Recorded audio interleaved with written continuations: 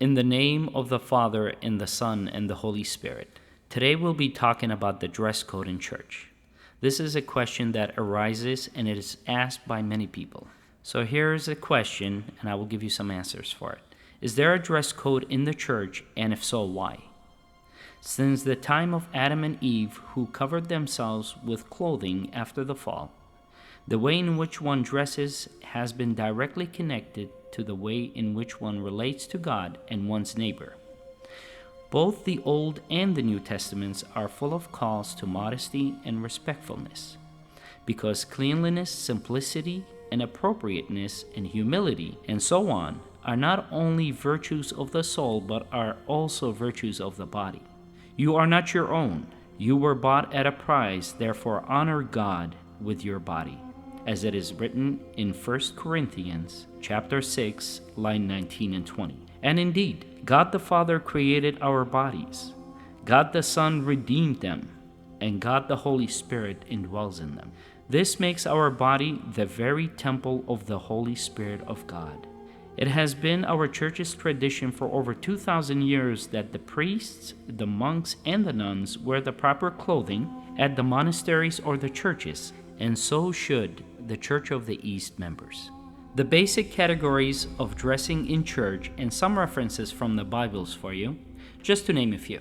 Now for men should not wear hats, bandanas, shorts, sleeveless shirts, or casual footwear like sneakers, as it's written in 1 Corinthians chapter 11, line 7, and it says, "For a man indeed ought not to cover his head, for as much as he is the image and the glory of God." For women should not wear miniskirts, spandex-tight clothing, low-cut or revealing tops unless covered with a sweater or other garments, or casual footwear like sneakers, a headscarf in the church at all times for all women, from the young to the elder, as it's written in 1 Timothy chapter 2, 9 and 10. In like manner also the women adorn themselves in modest apparel, with shamefacedness and sobriety, not with braided hair or gold or pearls or costly array, but with good works,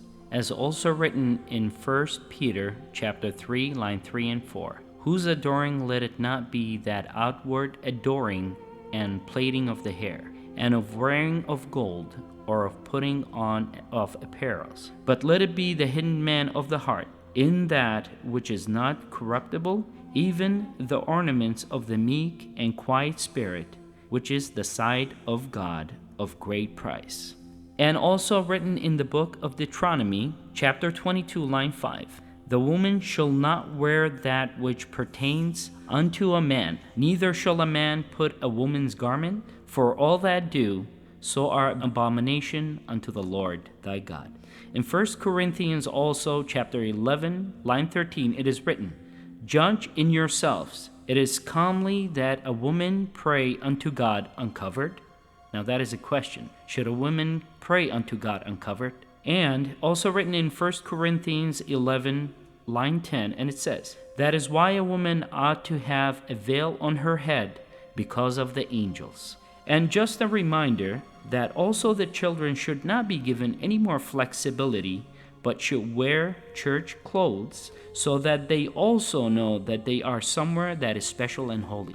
Everyone should refrain from clothes that is immodest, or attempting or impressing others, or making a fashion statement, or otherwise distracting from the faithful and sacred space of the Lord's house. Clothing with images, symbols, or writing should not be worn, so that the God's word do not have to compete with the logo or the slogan on your shirt of your favorite sports team, let it be, or the name of the music of your band, or the slogan of your political party. And above all, men and women standing facing the altar and not with wandering eyes. Please respect the dress code, or in other words, dress up because you are approaching God. As it is written in Mark chapter 4, line 9, and he says, "He who has ears to hear, let him hear." God bless you all, and pray for us as we will pray for you.